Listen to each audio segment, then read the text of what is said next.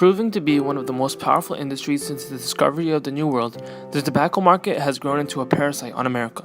Tobacco has been the cause of many problems economically, politically, and even racially.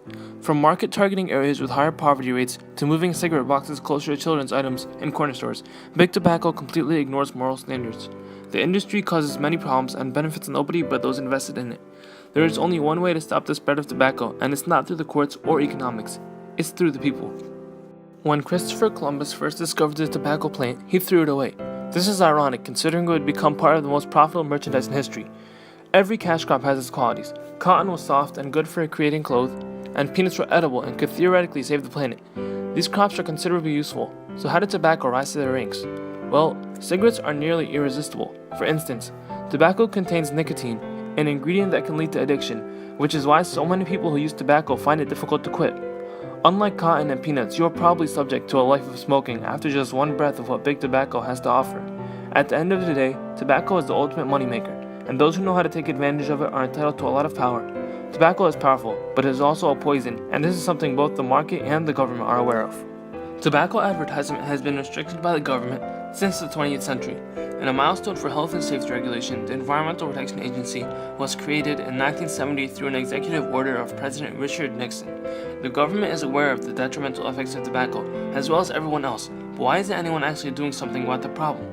Limiting advertisement is great, but it's not like tobacco suddenly becomes secretive because it's not on television or the radio anymore. The 1970 Act was spiriting at most. It didn't make a significant dent in big tobacco, but it did start a movement, because if something cannot be advertised, then it certainly can't be good. 40 years later, the movement was still in motion. The Tobacco Control Act requires that smokeless tobacco packages and advertisements have larger and more visible warnings. The United States has made it clear that tobacco is unhealthy in numerous ways, but the main problem is still at hand. The actual tobacco companies use lobbying to stay active and efficient, making them unstoppable when it comes to court systems. This abuse of the justice system, combined with control over the economy, makes the tobacco industry no different than your stereotypical supervillain. The tobacco industry is arguably one of the best when it comes to targeting customers, but this doesn't make them any less wrong. Cigarette companies are known for profiling when it comes to sales, focusing business on areas more struck by poverty. In Philadelphia, 2015, approximately 48% of tobacco retailers were located in low-income zip codes, 33% in mixed-income zip codes, and only 19% in high-income zip codes. On top of this, cigarette companies completely ignore the modern-day issues created by tobacco. By subtly making cigarettes more appealing to children, it's clear big tobacco prioritizes money over children's health. Tobacco retailers near school place more tobacco marketing materials near products for children, such as candy, than tobacco retailers in other locations. Tobacco companies are out of line and ignore most issues they create as long as they are profiting. Regardless of the new healthier variations of smoking, big tobacco is still old news and outdated. Although being outdated is usually proportional to the amount of sales, this has not been the case for the tobacco industry. Part of what makes big tobacco so scary is that it is still successful no matter the facts revealed about their product. Similar to McDonald's and the NSA, lung cancer is just one of the many tobacco-related ailments that can kill. Stroke, heart attack, bronchitis, and eczema are other top killers. This fact was widespread, yet the stocks of the tobacco industry hardly dropped. Why is this so?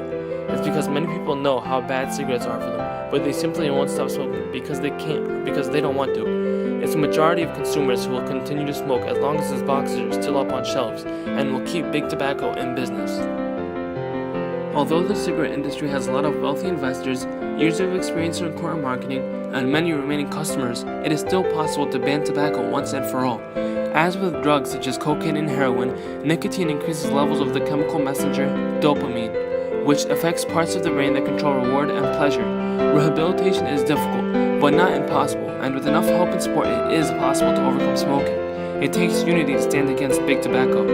There is no compelling evidence that marijuana causes some psychiatric disorders in otherwise healthy individuals. Drugs healthier than tobacco have been illegalized, so why is it still so openly distributed? Through protesting and formidability, a big step towards making Americans healthier can be taken. The path to take is clear, and the easy part of rising up against tobacco is that the people can stand together. Fighting big tobacco is one fight with two outcomes. America will be free of one of the biggest and most fraudulent corporations to ever hit an economy.